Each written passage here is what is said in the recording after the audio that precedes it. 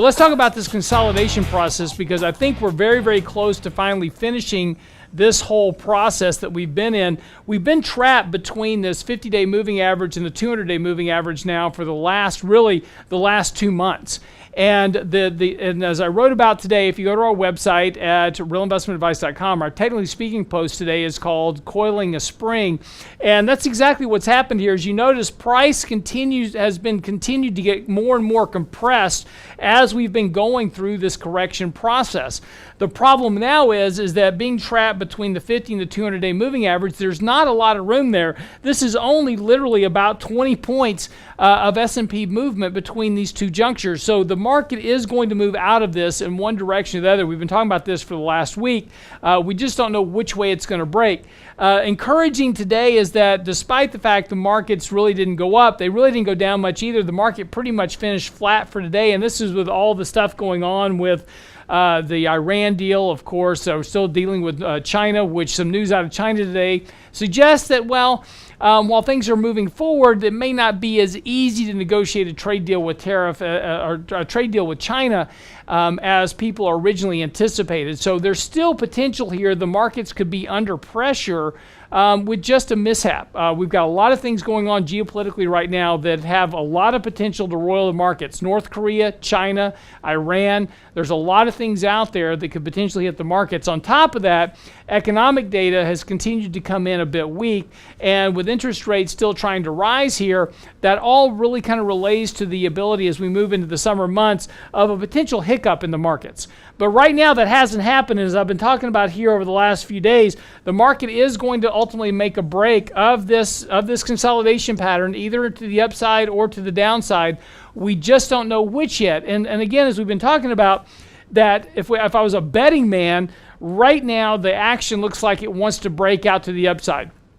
If that is the case, we'll want to quickly add some exposure back into portfolios, but we've got some work to do here before we get there. We need to actually get above 2,700 and stay there for a week, and if we can do that, then we can add exposure to portfolios a little bit safer. If we don't do that, we're going to wind up back down here fairly shortly, retesting the 200-day, a break to the downside, takes us down to about 2,400 on the S&P. So as we've been talking about for the last couple of weeks, I know this is kind of a broken record now, is simply just to sit on some extra cash. We're holding about 20% cash in our portfolios. Fixed income as well as our equity positions are primarily focused in areas, as we talked about last night, technology, discretionary. Those are the sectors that have the best relative performance right now, so we continue to hold those. We've reduced areas like basic materials, industrials, things that are sensitive to tariffs and trade wars and those type of things. So we've eliminated as much of the risk internally as possible right now. Now we have to wait for this breakout in one direction or the other to then determine our next set of moves. Do we raise more cash and begin to short against the market, or do we begin to add money back into portfolios, build out equity structures, etc.?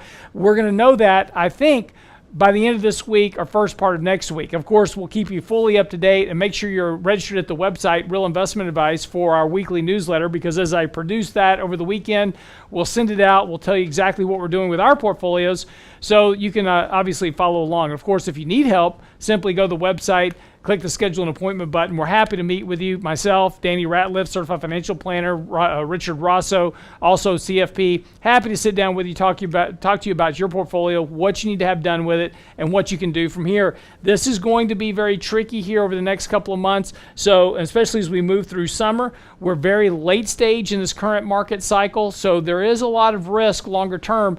As Jamie Dimon said with JP Morgan today, there's a 100% possibility of getting into a recession, which historically recessions lead to about a 30% decline in stocks on average. The only question is just the timing. Is it a month from now? Is it 6 months from now? Is it a year from now? That's the only thing we don't know. So that's when we monitor price action so closely, because this is going to be our leading indicator about when that recession is going to start. So if you've got any questions, get by the website, realinvestmentadvice.com. Send us your emails, subscribe for our newsletter, schedule an appointment, whatever we can do. Our blog post out today is talking about specifically this, the coiling of the spring in the market. And of course, our newsletter's up on the website as well. And tomorrow, John Camarianos has a post coming out that we're going to be publishing in the morning on housing affordability, a new measure for that, because Obviously, houses are so affordable now that Fannie Mae's had to come out with a 3% down loan with no income verification. So right back to where we were in 2007. Today, the Federal Reserve just announced that banks, for the first time in 3 years, are now loosening credit standards to make loans. But the National Association of Realtors says housing is still affordable in every single region of the country. Well, maybe except if you live in California and want to buy a house. They include the West. They include the Western region.